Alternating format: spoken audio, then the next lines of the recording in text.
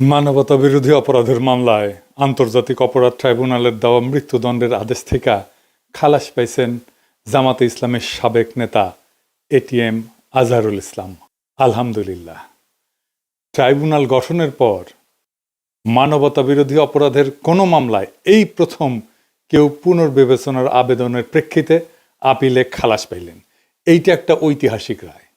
শুনতেছি বাম সেকুলার মহলে আর্তনাদ শুরু হয়েছে, ইউনূসের সরকার নাকি রাজাকারের পাহারাদার। রায় বাতিল করলো আদালত। রাজাকারের যদি পাহারাদারি হয় তাহলে সেটা আদালত হবে, প্রফেসর ইউনূসের সরকার কেন? আদালত কি সরকারের পাঠ? প্রফেসর ইউনূসের সরকার তো রায় বইলা দেয় না। এখন রায় বাতিল কইরা বর্তমান আপিল বিভাগ খুব গুরুত্বপূর্ণ কয়েকটা কথা বলছে আন্তর্জাতিক অপরাধ ট্রাইব্যুনালে অতীতের বিচারে আন্তর্জাতিক আইনের মানদণ্ড অনুসরণ করা হয়নি। যে সমস্ত তথ্য প্রমাণ এই মামলায় ছিল তা অতীতের আপিল বিভাগে সঠিকভাবে বিবেচনা করতে ব্যর্থ হয়েছে। দুইটা জিনিস বলছে এবং ফাইনালি মতামত দিছে, যেটা পর্যবেক্ষণে বলছে যে এ মামলায় অতীতের রায়ে গ্রস মিসক্যারেজ অফ জাস্টিস হয়েছে, অর্থাৎ বিচারের নামে ব্যাপক অবিচার হয়েছে। আদালতে যে সমস্ত সাক্ষ্য প্রমাণ উপস্থাপন করা হয়েছিল সেগুলোর পর্যালোচনা ছাড়াই ফাঁসি দিয়ে দেওয়া হয়েছিল। তো আপিল বিভাগ বলছে যে পৃথিবীর ইতিহাসে এটা একটা ট্রাভেস্টি অফ ট্রুথ, অর্থাৎ বিচারের নামে অবিচার। আমি এই অবিচার নিয়ে আমার ইউটিউবের শুরুতে এই ভিডিওটা করেছিলাম, দেখতে পারেন।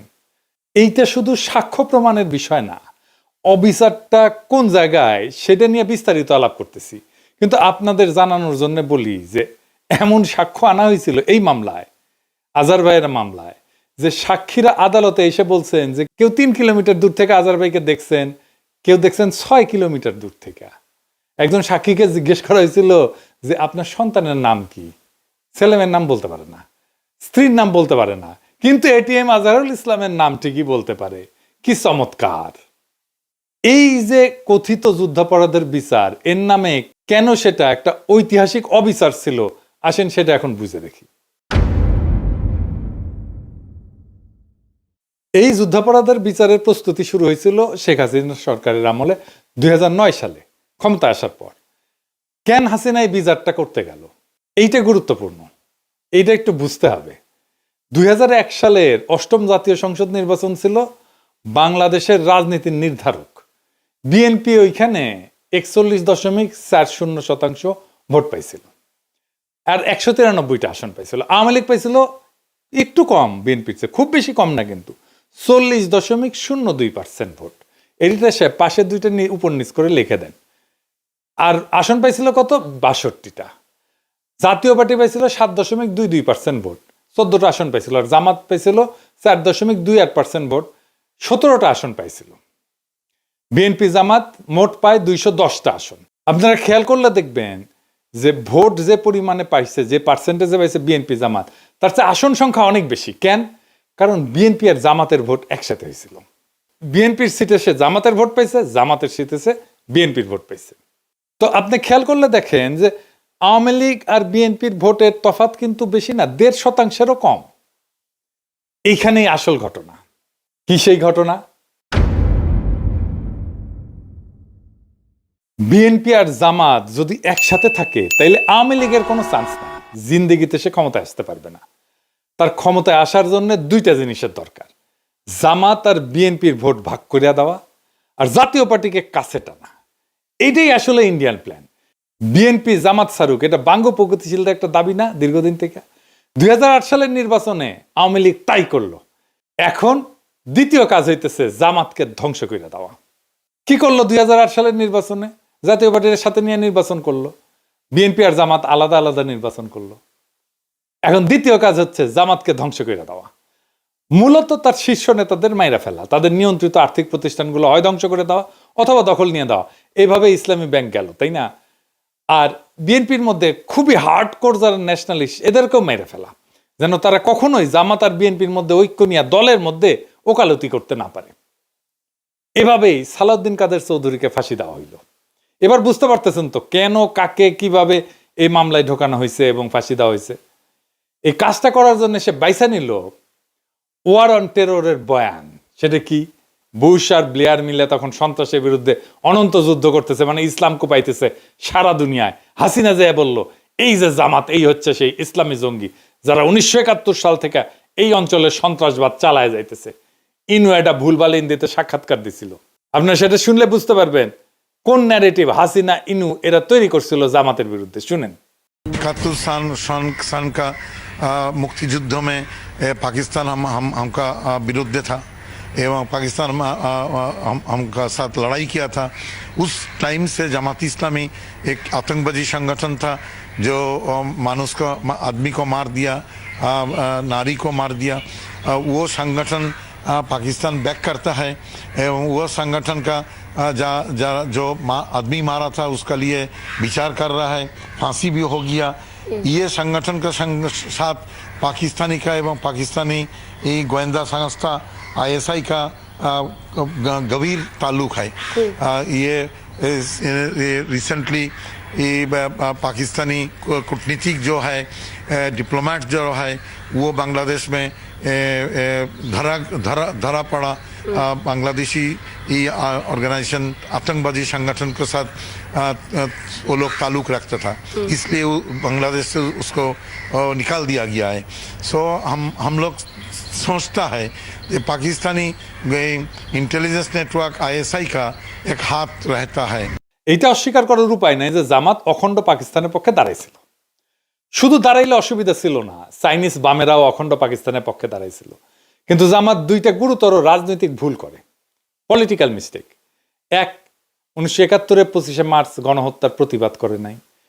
গণহত্যা একটা জাতির জীবনে একটা অতি গুরুত্বপূর্ণ এবং বেদনাবহ অধ্যায়, এইখানে আপনাকে মজলুমের পক্ষ নিতেই হবে। 2 নাম্বার রাজনৈতিক অপরাধ হইতেছে সেই সময় প্রাদেশিক সরকারে জামাত যোগ দেয়। 3 জন মন্ত্রী ছিল জামাতের। আমার একটা ভিডিও আপনারা মাঝে মাঝে দেখেন না, শাহবাগের সময় বলে দেখায়, হ্যাঁ শাহবাগীরাও দেখায়, বিএনপিও দেখায়, সবাই দেখায় এটা এখন। তো ওইখানে আমি একই কথা বলেছিলাম, শাহবাগের টাইমে আমি এই বক্তব্যটাই দিছিলাম। শুনেন। একটা জিনিস বুঝতে হবে, Jamaat was not a mere collaborator, Jamaat was part of East Pakistan provincial government. তারা 4টা মন্ত্রী ছিল, commerce, revenue, industry and education. 4টা মন্ত্রী নিয়ে ইস্ট পাকিস্তান প্রভিন্সিয়াল গভর্নমেন্ট যারা গণহত্যা চালিয়েছে, যারা সেই আর্মিকে, পাকিস্তান বর্বর আর্মিকে নেতৃত্ব দিয়েছে, সেই সরকারের পার্ট ছিল জামাত ইসলাম। সো সেই গণহত্যার, মুক্তিযুদ্ধের সময়ের গণহত্যার সমস্ত অপরাধের নৈতিক এবং বাহ্যিক ব্যবহারিক দায়িত্ব এই সংগঠনটাকে নিতেই হবে। তো এখন ধরেন হাসিনা পড়ল না 5ই আগস্ট, সে তার সরকারে তারপরে নিল আনু মোহাম্মদকে নিল, জুনায়েদ সাকিকে নিল, সিপিবিকে নিল। তো এরা কি তাইলে সেই গণহত্যার দায় নিল না? তো দুইটা মিস্টেক। তো জামাতকে এই প্রশ্নের ফয়সালা করতে হবে বাংলাদেশের রাজনীতিতে। এটা আমি জামাতকে সবসময় পরামর্শ দিই। আমি ওই সময় ওই বয়সে মিস্টেকটা খুব সঠিকভাবে ধরতে পারছিলাম। কিন্তু জামাতের অখণ্ড পাকিস্তানের পক্ষে থাকার দৃষ্টিভঙ্গিটা রাজনৈতিক, মানে এই সিদ্ধান্ত রাজনৈতিকভাবে নেওয়া। কিন্তু কোনো সিদ্ধান্তের ন্যায় অন্যায় বা দায় দায়িত্বের বিচার যদি আদালতে তোলা হয়, সেখানে আদালত সেই রাজনীতির ভালো মন্দের দিক বিচার করতে পারে না, করেও না। আদালতের এটা কাজ না। কারণ কোন রাজনীতি ভালো নাকি মন্দ সেটার বিচার আদালতের এখতিয়ারের বাইরের বিষয়। ধরেন আওয়ামী লীগ ভালো নাকি বিএনপি ভালো, এই বিচারের ক্ষমতা কি এখতিয়ার আছে আদালতের? কোন দল হিসেবে আপনি তখনই তার বিচার করতে পারেন যদি সে ফৌজদারি অপরাধ করে। ধরেন হাসিনা খুন করছে, গুম করছে, ক্রস ফায়ার করছে, আয়নাঘর বানাইছে, এগুলো সবই ফৌজদারি অপরাধ। ভোটাধিকার হরণ করছে, এটাও রাষ্ট্রের জনগণের বিরুদ্ধে অপরাধ। তাইলে 71-এর অপরাধের জন্য কি যে আমাদের বিচারের সুযোগ কি নাই? অবশ্যই আছে এবং ছিল, কিন্তু কি সেটা? একটা জিনিস খেয়াল করেন যে 71 সালে জামাত যে রাজনৈতিক ভূমিকা নিয়েছিল, এটা ছিল জামাতের রাজনৈতিক সিদ্ধান্ত এবং সেই অনুযায়ী সে কাজ করছে। কিন্তু সেই কাজ করতে গিয়া যদি সে ফৌজদারি অপরাধ ঘটায় ফেলে, আদালত অবশ্যই সে অপরাধগুলোর বিচার করতে পারে এবং করবে। এই জন্যেই আইনি পরিভাষা অনুযায়ী আদালতের এখতিয়ার আছে শুধুমাত্র আইনি অপরাধের বিচার করার। মাথায় রাখেন, আইনি অপরাধ, আইন বলে যেটা অপরাধ, সবকিছু অপরাধ না, আইন বলে। অর্থাৎ আদালত কেবল লিগাল পার্ট বা আইনি দিকগুলোর বিচার করবে। ধরেন 71 সালে ইয়াহিয়া সরকারকে জামাতের সমর্থন দেওয়া কিংবা সেই সরকারে অংশগ্রহণ করা, এগুলো সবই রাজনৈতিক সিদ্ধান্ত। এটা কখনো বেআইনি অথবা আইনের চোখে অপরাধ না, কিন্তু রাজনৈতিক চোখে এটা অপরাধ, এটা ভুল। ফলে এটা কঠোরভাবে নিন্দনীয় এবং সে কারণে এটা অগ্রহণযোগ্য। কিন্তু খেয়াল করলে দেখবেন এই যে রাজনৈতিক ভুলের নিন্দা এটা কে করে, কে রায় দেয়? জনগণ দেয়, আদালতের রায় না। এই রায় দেওয়ার মালিক একমাত্র জনগণ। তার মানে যুদ্ধাপরাধের বিচার কিন্তু কারো পলিটিক্যাল অ্যাক্টের বিচার না। পলিটিক্যাল অ্যাক্ট করতে গিয়া তার সাথে সাথে যদি কোনো ফৌজদারি অপরাধ ঘটায় বসে সেই সবের আইনি দিক বিচার করে দেখাটাই কেবল বিচারকদের কাজ এবং এখতিয়ারের বিষয়। হ্যাঁ, এটা আমরা আলাপ করছি যে ৭১ সালে মুক্তিযুদ্ধে জামাতের যে পলিটিক্যাল অ্যাক্ট, এই দিক দিয়ে বিচার করতে গেলে জামাত তো অন্যায় করছে এবং জনগণও সেটা মনে করে।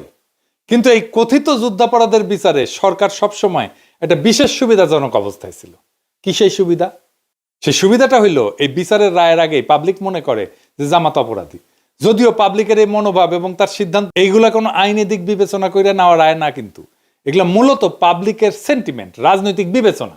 আর এই সুবিধা কাজে লাগাইয়া পাবলিকের রাজনৈতিক অবস্থানের উপরে ভর কইরা সরকার বা আদালত বড় অকাম করে ফেলছে। এটা বেআইনি এবং অবৈধ হওয়া সত্ত্বেও এইখানেই এই যুদ্ধাপরাধ আদালতের দায়। যুদ্ধাপরাধের বিচারের নামে শেখ হাসিনার কথিত সেই আদালত এই অন্যায় কাজটা করছে মৌলিকভাবে ৩ জায়গায়। ১ নাম্বার, একটা অপরাধ যখন সংগঠিত হইতেছে আপনার তখন জানা থাকা লাগবে যে এইটা অপরাধ।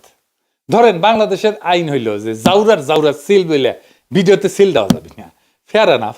তো আমি আর কাউরে ভিডিওতে সিল দিব না, এটা যখন আইন হয়েছে তারপর থেকে।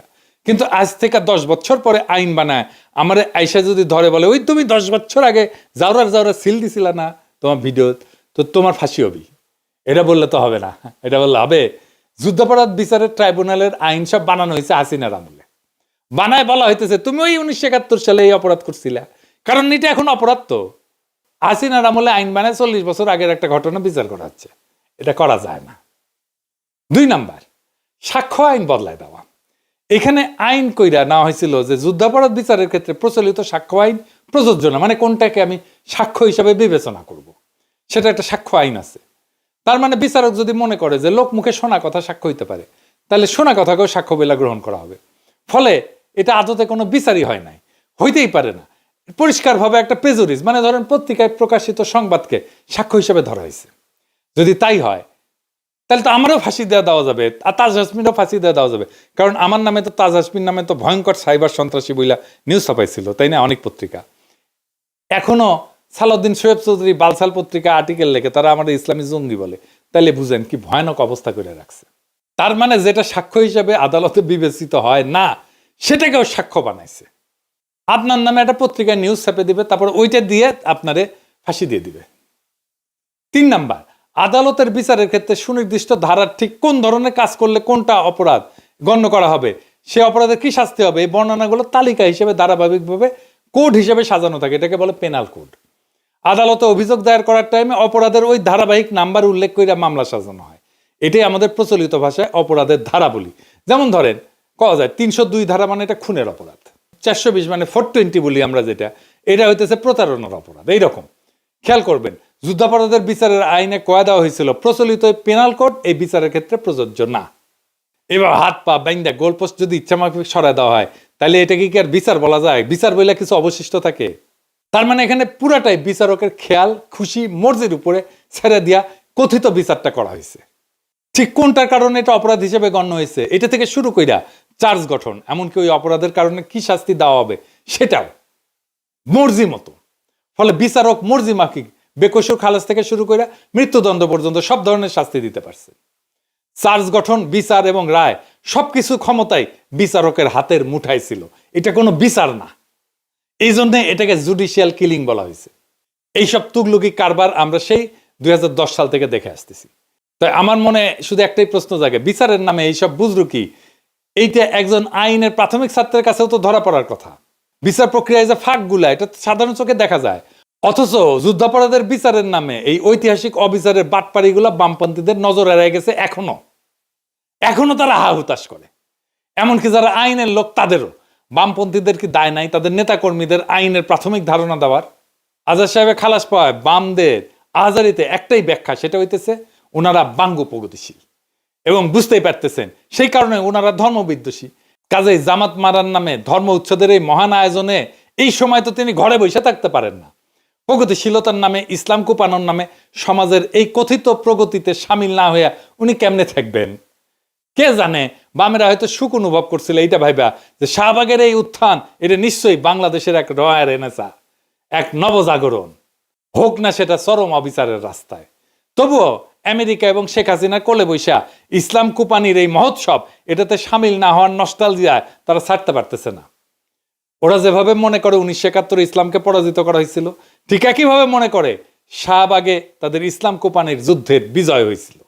তাই আজার ভাইয়ের মুক্তি একটা ল্যান্ডমার্ক, বাংলাদেশের জন্য একটা ঐতিহাসিক ঘটনা। যদিও অনেককে আমরা হারাইছি, হাসিনা পতনের মাত্র কিছুদিন আগে আমরা মাওলানা সাইদিকে হারাইছি। আরো অনেকে আছেন যেমন মাওলানা আবুল কালাম আজাদ, ওনার মামলাটার নিষ্পত্তি দরকার। এই সাথে 1975-এর আগস্ট বিপ্লবী যারা আছেন, ওনাদের মধ্যে যারা বেঁচে আছেন, তাদের মামলাগুলো ফয়সালা করে ওনাদের সসম্মানে দেশে ফিরে আনা হোক।